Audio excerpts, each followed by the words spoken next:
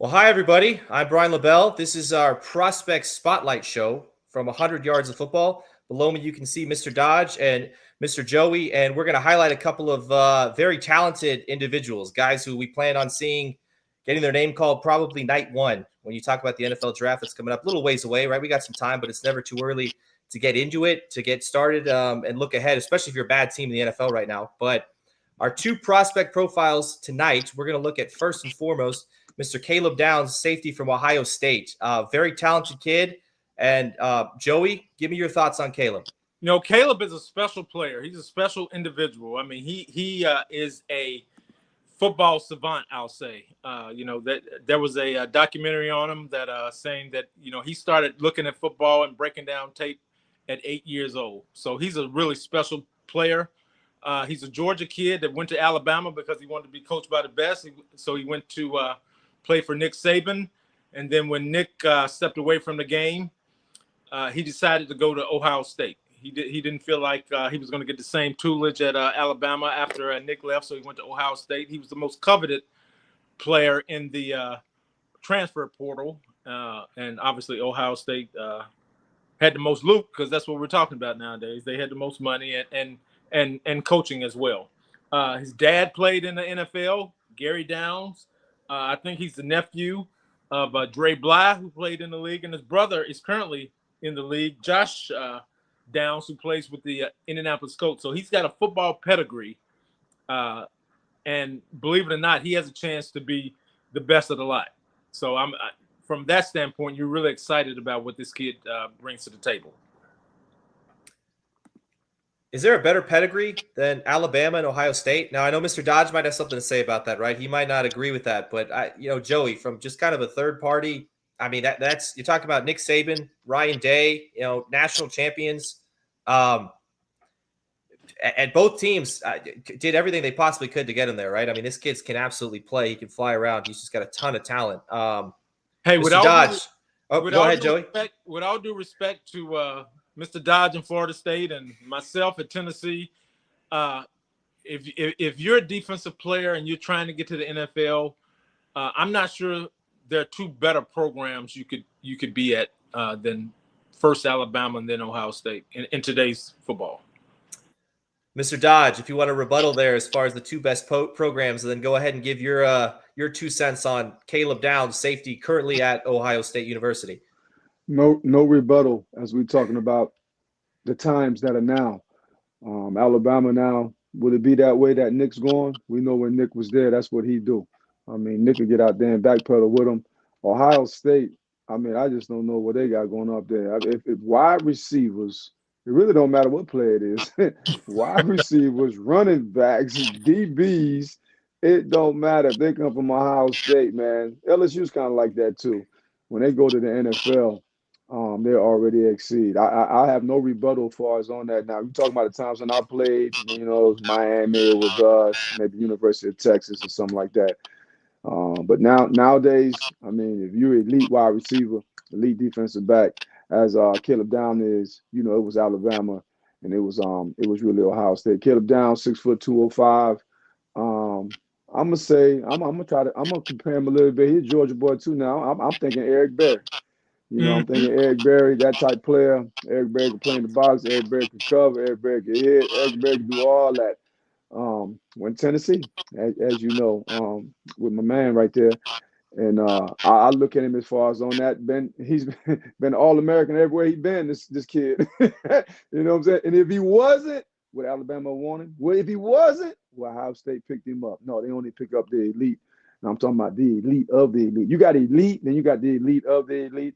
Nick Saban, that's all he went after. Ohio State, that's all they went after. And Caleb Downs is there. I mean, the ceiling is so high for this young man. Okay, he got the build, you know what I mean, and he also got the athletic ability, and we know he also got the genes. You know what I'm saying? That Joey said, and the pedigree. I'm talking about to be the best of that level. He grew up in it. I mean, that's all he know. And school he went to, like you say, Mill Creek up there in North Georgia, they play football up there. Like you say, Buford, Grayson, all those schools up there in Gwinnett. They get down. So he was already prepped for this. And then you go to Alabama playing in the SEC. Now you go into the Big Ten playing for Ohio State. I expect big things for this young man. You know what I'm saying? As he go to the next level. You know, he's got a ton of traits that you like for the NFL level. I mean, obviously he's smart. He's got great football acumen. He feels the alley in run support. He takes great angles. He's a punt returner. If you look at things from 2024, he returned a punt or two for a touchdown. He's got great hands, but again, he's like he's like two players. He's the 11th player on the field, and he's also a coach on the field with his leadership, with his football acumen. And I had said one player earlier, but I do like the Eric Berry comparison. I think that's probably a really good comparison for this kid. He's physical. It's not a lot to dislike about this player, with the exception of I don't think he's got great top end speed. So I think that's where his instincts kick in, and he's able to read things, read formations, read movement, and get an early jump on the play. He's an athlete with a high football IQ. Absolutely. And you know what I'm talking, when you get to the next level in the NFL, that's what you really need. Anybody that plays at the next level in the NFL, no matter how athletic you are, but if you can't think and process, you know what I mean, at that next level, it really will humble you. This young man here has that. He's a great athlete, physical, you know what I'm saying, athletic, and he has a football IQ, high football IQ. Joey, is there any way that a team that's going to pick outside the top 10 in April has a chance at potentially getting to put ink to paper and sign this young man to be their starting safety? Or do you see that there's no way he's possibly getting out of the top 10? This is one of the 10 best players in the country. I'm going to knock on wood for him and hope he doesn't get injured, but I would think that would be the only way he makes it out of the top 10. I think this kid would be a top 5 pick in the NFL draft. Mr. Dodge, you think he has a chance to be maybe crowned best player on that side of the ball in the country? I don't know about best, because, you know, also this is transition, but I know he will be solid. I mean, you can put him on there. You can be guaranteed that this young man, no matter where he go, because we know now when you get drafted high, you're not going to the best team. So you're not surrounded by, you know what I'm saying, this the best atmosphere as far as on that. And then by him being a defensive player, whoever the defensive coordinator is, they'll have to use him kind of like they use Derwin James. You know what I'm saying? Derwin James was used that same way at Florida State. He was in the box. He was covering. He was this young man here has that same type of ability as far as on that. Depends on what teams he go to. You know what I'm talking about, depending on how his ceiling will be. But, of course, this young man is a top 10 pick, top 10, top 15 pick, I see. Well, he's got the pedigree. He's a film junkie. He's played at the highest level just about everywhere he's been. I don't know if there's a single NFL team that would find any fault in Caleb Downs' game. Another guy who it's kind of hard to find fault in his game right now is quarterback for the Oregon Ducks, Dante Moore, playing some phenomenal football. Coming off a big win this week too. Joey, what are we thinking about Dante Moore? I know the quarterback class looked really good coming in. A couple of the guys have kind of fallen off. They've kind of maybe, you know, the Arch Mannings maybe don't look as popular as maybe the first guy off the board anymore. What are we thinking about Dante Moore? You know who Dante Moore reminds me of a little bit? He reminds me of former Clemson quarterback Deshaun Watson. I think this kid is accurate. He can throw many different levels and platforms. He can run when he needs to be. He's got a quick release. I love his arm angle, especially when he's in trouble. But he's just so poised. And if you watch the game versus Penn State, the poise and demeanor that he played with was really impressive. I think this kid will be a first-round pick. And, you know, it's great. He is what the modern-day football game looks like today. It's great to have, if you can get Arch and you can get some of these guys, that's one thing. But a guy that has this type of mobility, this type of elusiveness, who can also stand in the pocket and release the ball quickly. You know, he's not the tallest guy in the world, but he's athletic. He's got a big arm, and he's accurate. The most important thing in quarterback play is ball placement and accuracy, and he has both of those along with a football acumen. Mr. Dodge, your thoughts on Dante Moore, quarterback from Oregon? Young man been to two high-level programs. Came from UCLA, Michigan kid. If I'm not mistaken, he was Mr. Michigan. You know what I'm saying? Ended up going to UCLA, transferring to where he's at right now in Oregon. Um, the Oregon quarterbacks, it just seemed like when you get to some of these programs, and Oregon is one of them, Ohio State is one of them. You know, there's certain schools, Alabama's. When you go Georgia's, when you no matter if the transfer thing is big now, it's free agency in college. When you get to these certain places, man, it seems like they even elevate you. This young man, he really didn't play that much at UCLA. But he's really getting his chance now at Oregon. Oregon is already established.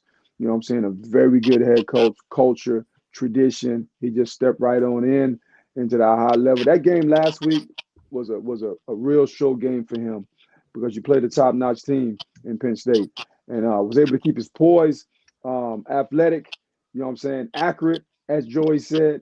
I'd never heard of him before he got to Oregon. You know what I mean? But ain't that how it is when you go to a place like Oregon, or if you transfer from a place and now like Miami doing it now, taking other people's quarterbacks and then bringing them in and elevating them. This man has elevated himself from when he was at UCLA to now he's at Oregon to being where he is at now to being, you know what I'm saying, one of the top. I ain't gonna say top 10 anything like that, but being one of the high top picks in the first round.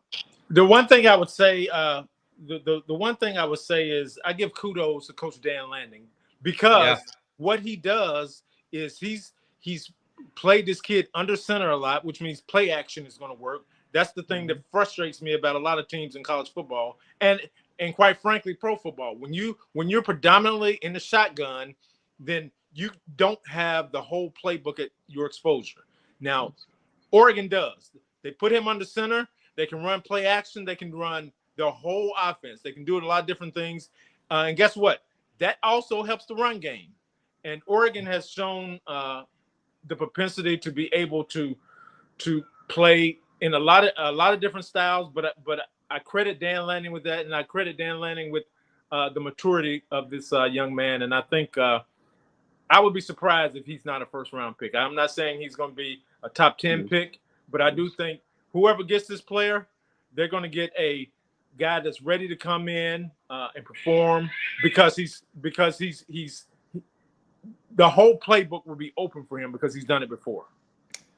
Fellas, I know we like to talk about programs being able to churn out certain positions, right? We talk about Ohio State and wide receivers. Florida State for a long time was a defensive back juggernaut. Georgia has running backs. You know, you can go down the line, but you got Bo Nix, you got Justin Herbert, and Dante Moore is looking really promising. Joey, is this a trend where Oregon's kind of becoming maybe a quarterback factory and maybe that helps his draft stock a little bit? The two guys before? Dylan Gabriel went to what school?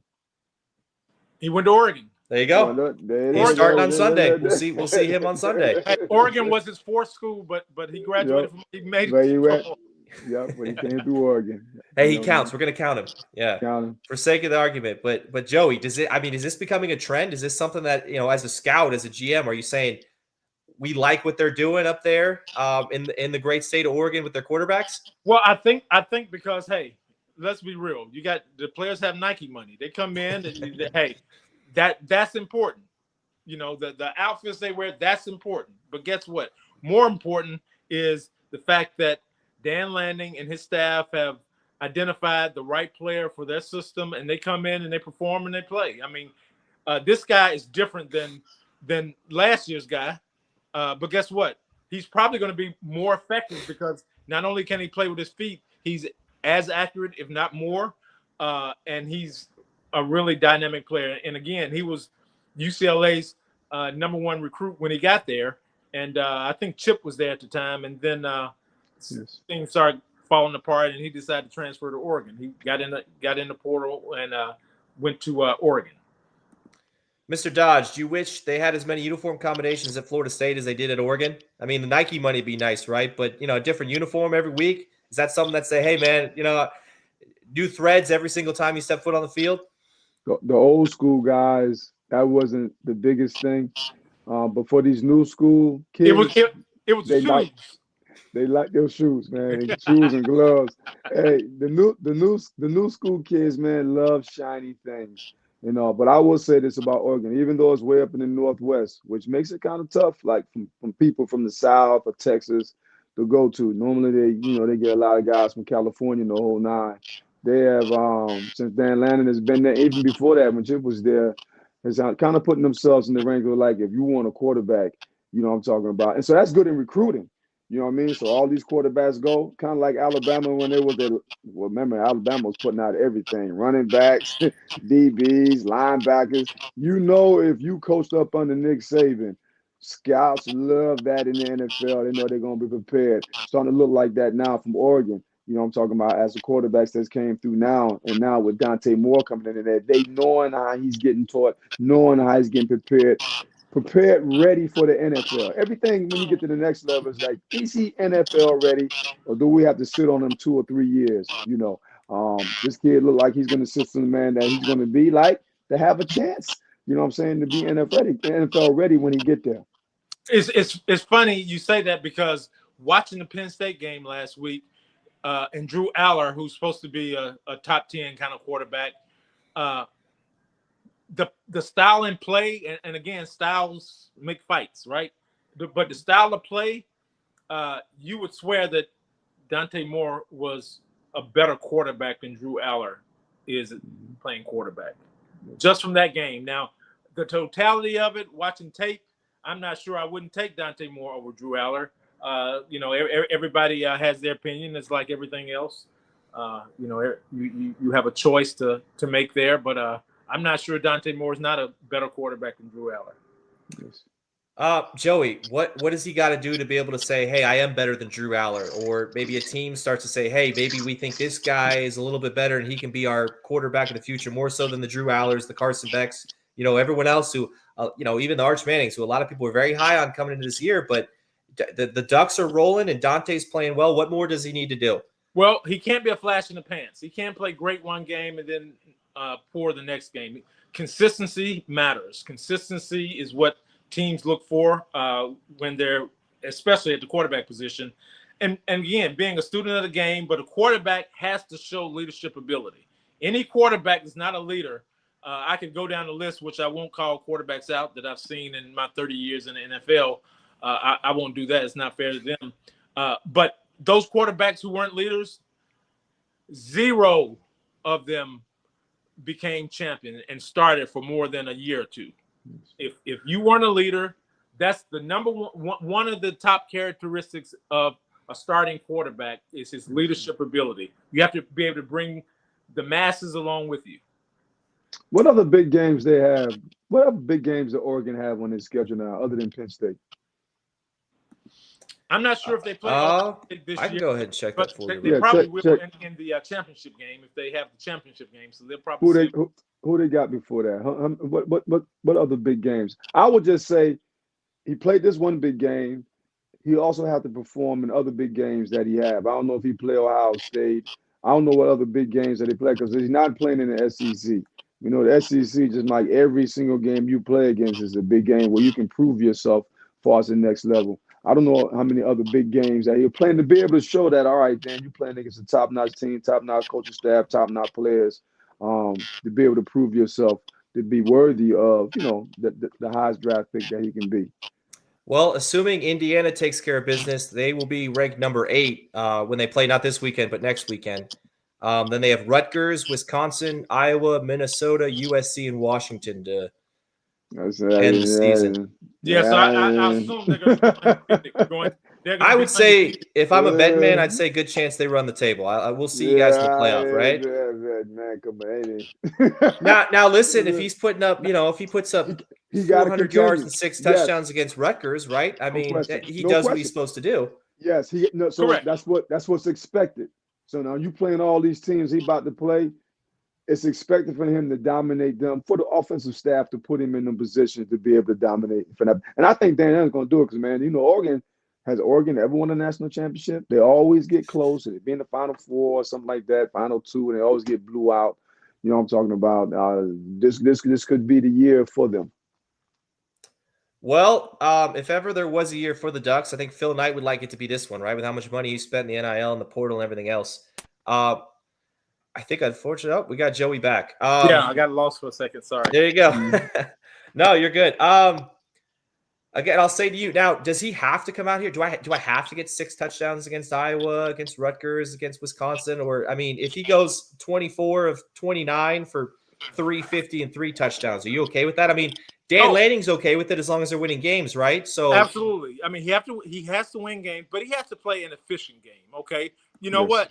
He's probably in a lot of those games going to come out of the game early. Yes. You know, because they're going to kill him most likely, and he may be if he's 15 for 18 for 250, and he runs for 60 yards if that avails itself, then he'll be fine. You know, he needs to keep away from the turnovers and play an efficient and effective football game.